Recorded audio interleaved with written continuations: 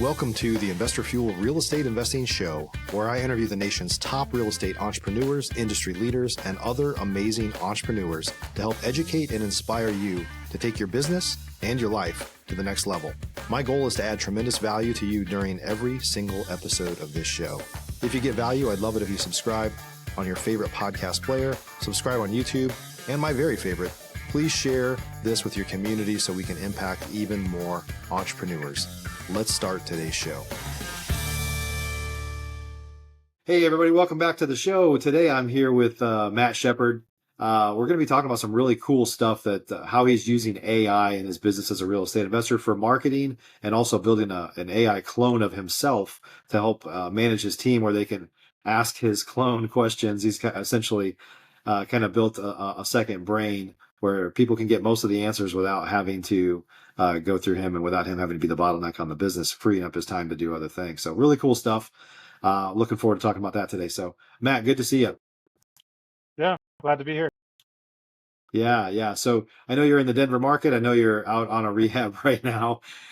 So this is raw and real, I guess, here in terms of kind of being out on the job. So, hey, before we jump in, tell us a little bit about your background. I know you started around the same time that I did, 2008 or 9 or so in the business, but I know you also, your family's been in the real estate business for a long, long time. So we're going to talk about that a little bit more, but tell us kind of high level about you and how you got into the real estate space. Yeah, so we started investing in Denver Metro about 2009. Interesting thing about my kind of big overall background is like if I was going to call myself just a contractor or somebody in the trades, I would probably be like a third generation person in the trades. So my great grandfather was a carpenter, uh, provided for his family with carpentry. Grandpa did the same thing. Dad did the same thing. And then oddly enough, my wife, her dad put her through college by being a master electrician. So kind of deep into the trades, kind of gave me the confidence to start out, in real estate and know that I could fit just about anything on a property that I could need to or run into. So Yeah. we've invested in Denver Metro since 2009.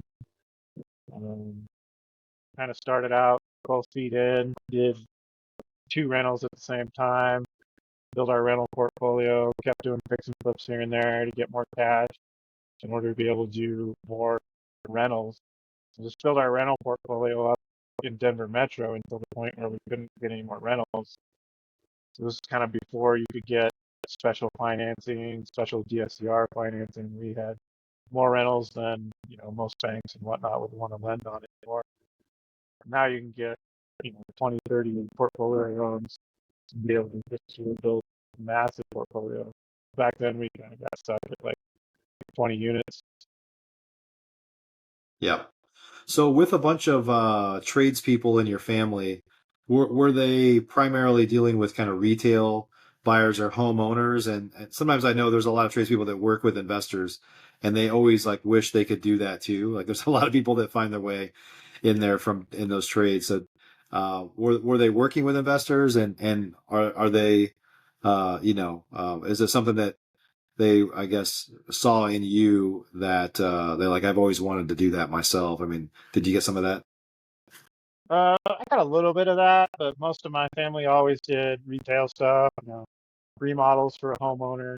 I mean, great grandpa would build you a house from the ground up for your homeowner. This was, in fact, he was a Depression era person, so this was back in the 1930s, 40s, 50s. He would build you a house. You had a piece of land, he'd build you a house on it. He did just about everything. My father-in-law, though, he did a lot of commercial work. So he did work for massive companies. He lived in Boston and ran a massive commercial electrical business. And so Mm-hmm. he would do skyscrapers for investors and stuff like that. Wow. That's cool. And you're primarily, I know you said you started to do some syndications now too. So for, I guess, 15, 16, 17 years, you've been primarily doing single family, but doing more larger deals and stuff now, kind of moving in that direction a little bit as well. I mean, I think it's just kind of a natural progression. You get 1 or 2 single families, 3, 4, 5, 6 single families, and you're like, What about a duplex? What about a quadplex? And then all of a sudden you're buying 6, 8, 12 unit properties and building your door count that way. So I can't remember exactly when we started getting duplexes, quads. It was fairly early on. Like I think we had 5 or 6 single families, and then we found a quad, or no, then we found a duplex, and then we found a quad, and now we're personally doing 6, 8 unit deals, and then looking to syndicate stuff that's probably 5 million and above, depending on the Yeah. market. You could get 30 to 50 units for that, and then I don't go much beyond 100, 150 units. Just gets a little big. Kind of try and stay like lean and mean, just me. Um, Select individuals that I really like to work with. Yeah. I went the route of having employees back in like 2014, 16, and just really didn't like it. It's way more overhead, way more stuff. I mean, try and feel like I can scale by helping other people do their thing instead of scale by getting employees. Yeah. Yep. No, I think you're right. It is an evolution. I flipped hundreds of houses, and then I realized that I wanted to have more rentals, and the way to move the needle was to start to do some larger syndications with other members of Investor Fuel. So we started doing deals. Been a GP on quite a few deals between 15 and 50 million, and so they just kind of moves the needle faster when you can find those big deals. So. Of course, it's been a slow time for deals like that as well over the past couple of years, but that'll start to pick up here in the next year or so. So Yeah, hope so. Yeah. So let's talk about the AI stuff. This is really fascinating. We were talking ahead of time, and I've heard of a few other people doing things like this, not necessarily in the real estate space, but it doesn't really matter what industry you're in. Of this idea of kind of doing a brain dump of like everything that and training an AI clone of yourself so that people that have questions for you can just basically ask the question of the clone, and it'll give it just, you've trained it to basically think just like you. So maybe first you could just kind of explain that a little bit better than I did, like what that looks like. And then maybe we could talk about some kind of practical uses for entrepreneurs and real estate investors of like how to use that to kind of free up your time. So maybe first tell us a little bit about explain that better than me. Like what is that? What does that clone look like? I mean, you explained it pretty well. Um, Kind of the cutting edge company that's got the platform to do these AI clones is called Delphi, Delphi. And you go on there and you set up a clone. I mean, obviously you're paying monthly for the service, but you basically train it with everything that you possibly could train it with on your own. Like this podcast, once it's up and ready, I'll upload it to my phone and it'll know what I talked about on this podcast. If I do a blog post, I'll upload that to my phone. If I do, sometimes even if I'm just having a conference call with a mentee or something like that, I'll bring that, uh, I'll bring that meeting, record the meeting, and I'll bring that in. The phone knows exactly how to talk like me, like even my max and stuff like that. Sometimes I like to use some British slang, like brilliant or something like that, and my phone will do that. So you talk to it and you get like a sense of exactly who I am and how I speak and what I talk about and what I know. The value for me is like I'm pretty serious about my family time. So like if it's after 6 p.m., you probably will not hear it.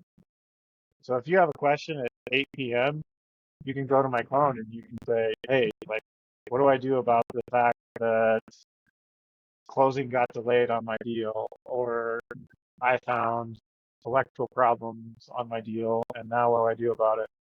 So if something's keeping you up at night at 2 a.m. and you're a mentee or whatever of me, you can go to my phone and you can get, some advice, and maybe you'll sleep a little better, and we'll talk personally one-on-one the next day or something like that. Yeah. Or maybe not because the question's already been answered, right? Yeah, maybe they say, hey, just want to shoot you a message that your phone made everything better for me last night, and I'll be like, Yeah. great. So talk about some. You talked about kind of like students or things like that, but do you use these things in your operations of your business? Do you have, is your team able to go kind of ask questions and like, how should we do X with this project or things around maybe acquisitions or around, we're going to talk about marketing here in a little bit, but if your team has questions, are they able to are you using the clone in that way as well for just the operations of your business? Yeah, I mean, if there's something that somebody needs me for, I'm almost always going to say, did you ask my phone first? Like, because my phone can answer any question that I can.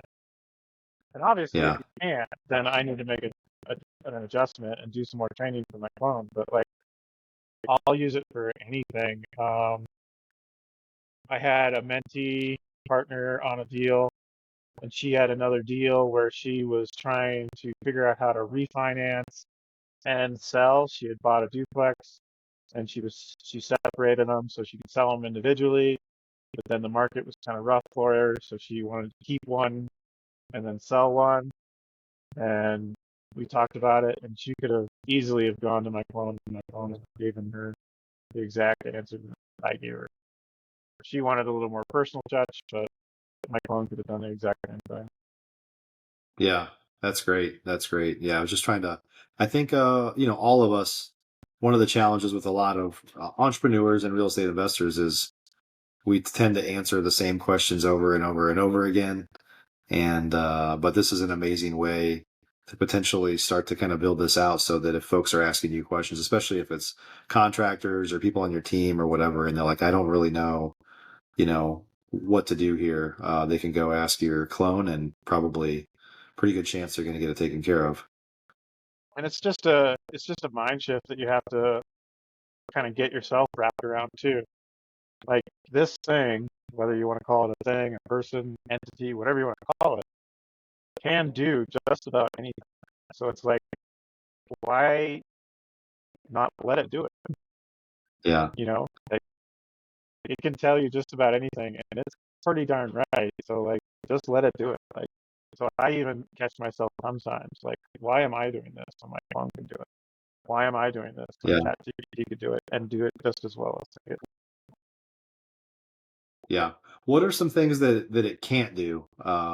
Probably look at specific deals and say like, here's the offer and things like that. I mean, what are some things that it can't quite do at least yet? It is not quite very good at doing finances yet. Uh, doesn't do well with spreadsheets, so it can't really analyze spreadsheets. So you can kind of get it to do like a really high level cursory analysis of a deal, but then once you start like digging into the financials, you have to put a person on that. Um, I really wanted to swing a hammer. Haven't figured that one out yet. Suppose Elon Musk will probably get it. Suppose Musk They're will probably get coming. us a The robot. the Yeah, humanoid robots are coming. yeah. I expect he'll get us a robot, and then it'll be powered by AI.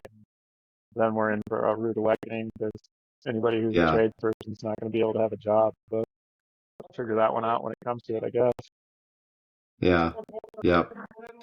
But So let's I programmed my AI with my personality, my mannerisms, my desires, wants, my pain points.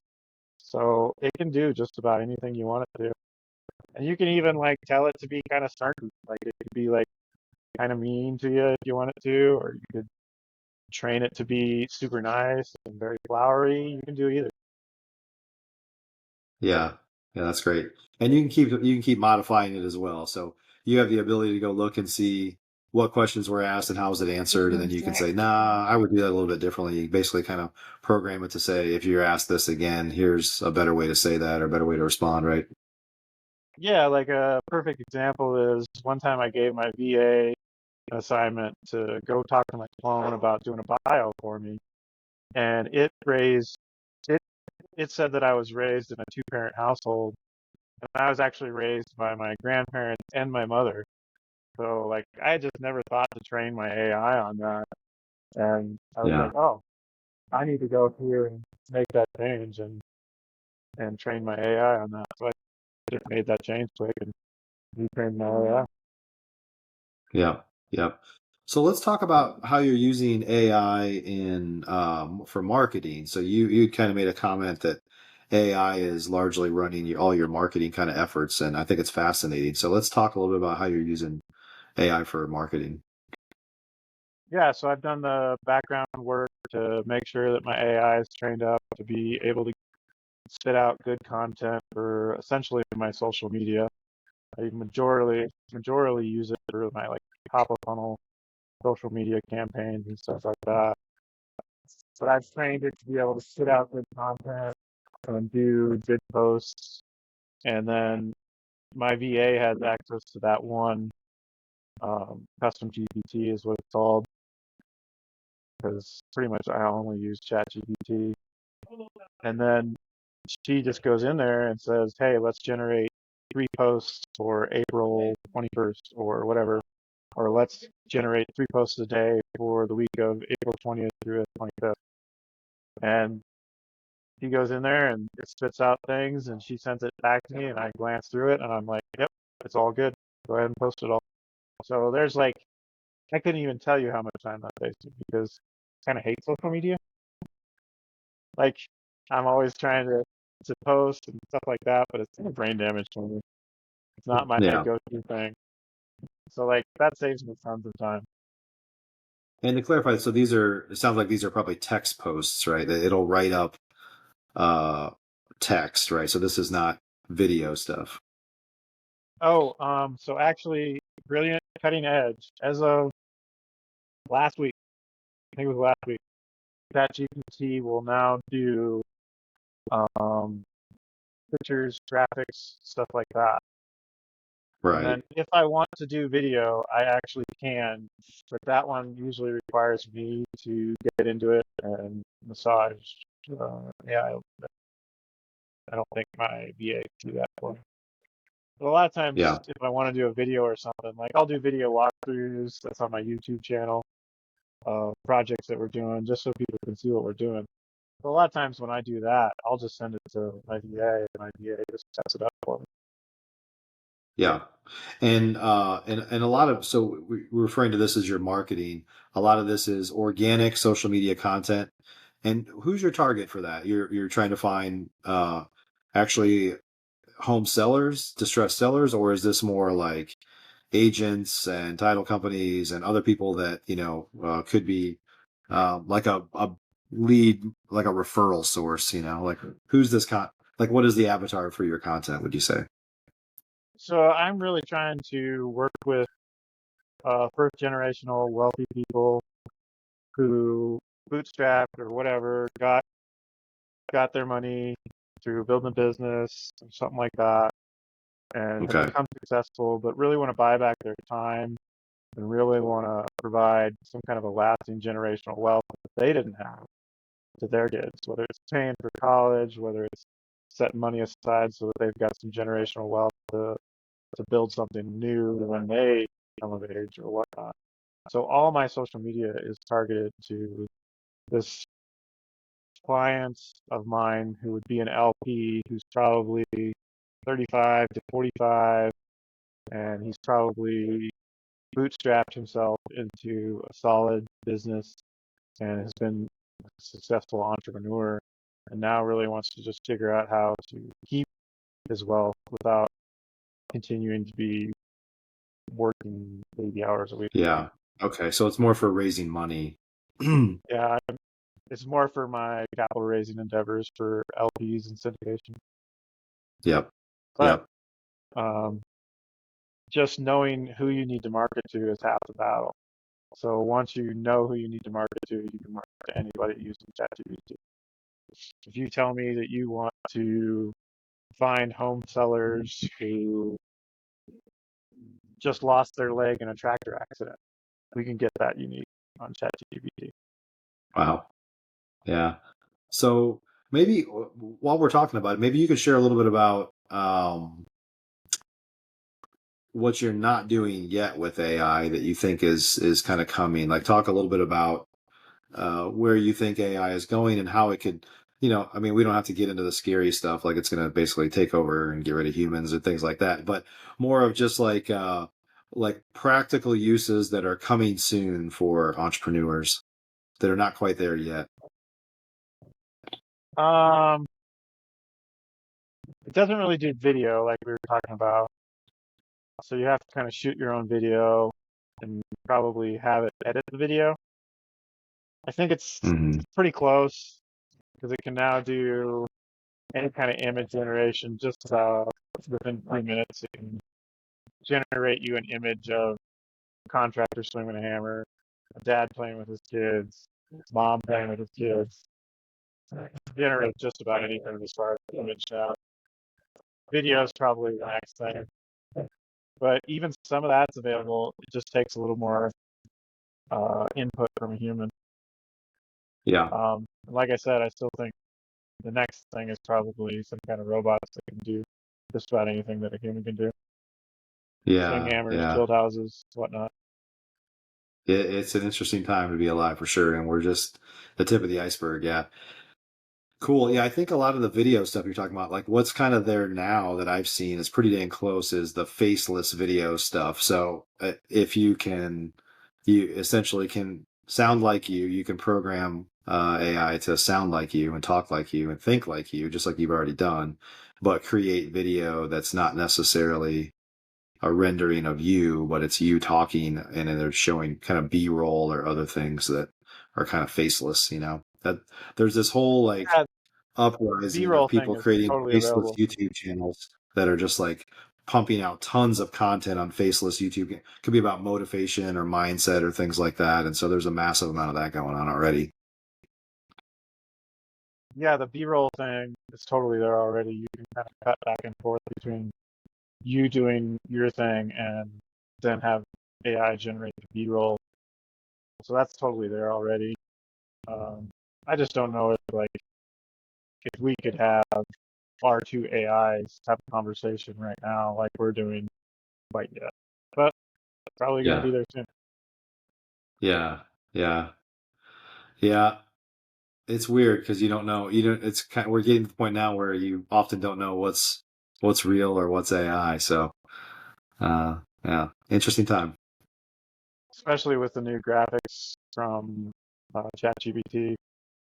You used to kind of tell, AI would mess up graphics, letters would be inverted, letters would be like kind of weird, not all the same typeface or something like that. But now, this new rollout from ChatGPT, I think it was just like last week, uh, their image generation just got 100% better. Yeah. Yeah. Awesome. Well, Matt, thanks for sharing some insights with us today. I think it's an interesting time for sure for those that aren't using AI yet for their business. I mean, you're going to make sure you don't get left behind. So you've shared some interesting things here. There's actually several things that we talked about today that got my wheels turning that I'm going to go look into for myself. So I appreciate that. So, hey, if folks want to connect with you or learn more about what you're doing, like where can they go? The big thing I like to do is Instagram. So Matt Shepard, RE Investor on Instagram. And then LinkedIn's the same thing, Matt Shepard, RE Investor. Those are my two go-tos. Um, Post a little bit to X, not much. Post a little bit to Facebook, again, not much. My website is AMS Capital LLC.com. Pretty much everything flows through there. You can contact me there. You can book a meeting with me there. You can talk to my AI there. You can read my blog posts. I've published 2 books, international best-selling author on both of those books. So you can read Nice. both of those books there. One's about kind of my start in real estate, how I got from, bootstrapping myself through college to real estate. And then one's kind of about how you can buy back your time if you're trying to figure out how to buy back your time from the normal 9 to 5 and still build wealth for your family. Yeah, awesome. Well, we'll add links down below for all this stuff we just mentioned here. So thanks for sharing your story and sharing some insights with us today. Yeah, I appreciate it. Glad we could connect. Yeah, for sure. And everybody, hope you got some good insights and knowledge from today. Make sure you're keeping an eye on AI and trying to find ways to make yourself more efficient. That's just the world we live in these days. So make sure you're taking full advantage of it. Appreciate you guys. We'll see you on the next show. Thanks for joining us for today's show. You can learn more about the amazing benefits of the Investor Fuel Mastermind community, including surrounding yourself with hundreds of other rock stars, 100% financing on your deals, and members-only discounts from vendors you're likely already using that, as a member of Investor Fuel, will save you more than the cost of your membership. Visit investorfuel.com to learn more. You can also check out the show's notes for access to free resources, how to get access to world-class lead generation, and even how to work with me directly one-on-one. Don't forget to subscribe so you never miss another episode. See you on the next show.